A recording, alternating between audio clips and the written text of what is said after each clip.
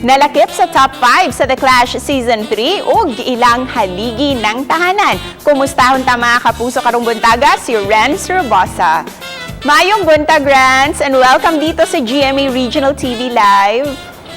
Mayong buntag po. Hello po sa inyong lahat. Kumusta ka na, Renz? Kumusta ang iyong 2021 so far? Okay naman po. So far, so good. Sobrang blessed. Ako po ay patuloy na kumakanta. Active po ako sa mga social media accounts ko, and then may mga guestings din po sa GMA. Kwentuhan mo kami, paano nagsimula itong pagkahilig mo sa pagkanta at paano ka napasama sa The Clash Season 3? Yun po, nag-start po akong kumanta when I was 4 years old, and then nag-start akong kumontes 8 years old. Wow. So nag-start ako sa choir, and then yung choir master namin parang siya yung naka-discover sa akin na pwede ka ding mag-solo, sabi niya. So yun, nag-try ko naman po mag-solo, and then ayun, dire-diretso na, sumali na po ako ng mga singing contest. And of course, during The Clash, gusto naming malaman which of your performances doon ang talagang pinaka-proud ka at talagang tumatak yun sa'yo. Una, yung round 3, yung Pares kontra Pares, yung nag-duet kami ni Jessica, which is the grand champion. Talagang memorable yun sa akin. Proud ako kasi una naka-duet ko si Jessica na napakagaling.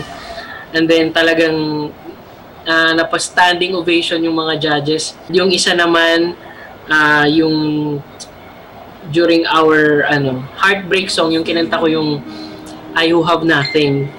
Kasi parang ang kwento kasi noon, parang nag-flashback kasi yung naging love story namin ng asawa ko. Pero aside sa exposure and sa opportunities na ibinigay ng The Clash sa'yo, ano din yung mga lessons that you learned from your fellow Clashers as well as from the judges na habang buhay mo talagang dadalhin? Ang dami po nilang inspiring words sa amin, lalo na po nung natapos yung competition.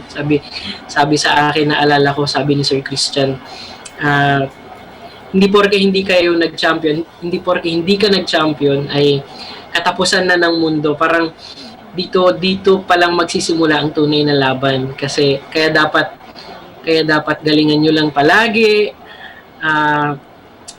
para mas dumami yung shows, yung mas maraming kukuha sa inyo. And then isa din sa mga natutunan ko, pinakamahalagang natutunan ko is i-enjoy mo lang yung moment na yun, kasi hindi na siya mauulit eh. So wag mo masyadong dibdibin yung competition para hindi ka masyadong ma-pressure. So enjoy lang, pero nandun pa rin yung focus. Pero ngayon, if you were to sing a song, kahit a few lines lang for your daughter and your wife, ano itong kantang ito? Mangarap ka,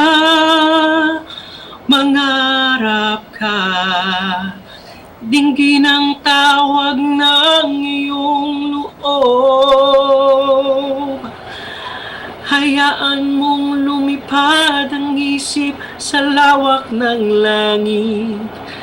Ito'y yung maawit at ito'y nagsasabing mangarap ka. Thank you so much, Renz. And of course, before we end the interview, ano yung mensahe mo para sa mga kapuso natin para abutin nila ang kanilang mga pangarap at hindi mawala ng pag-asa? Huwag po kayong susuko, maniwala kayo sa sarili ninyo, magdasal lang po kayo, tapos maniwala kayo na kaya nyo yung abutin yung pangarap nyo. Maraming salamat din, Renz, for sharing your very inspiring story with us this morning. Thank you po.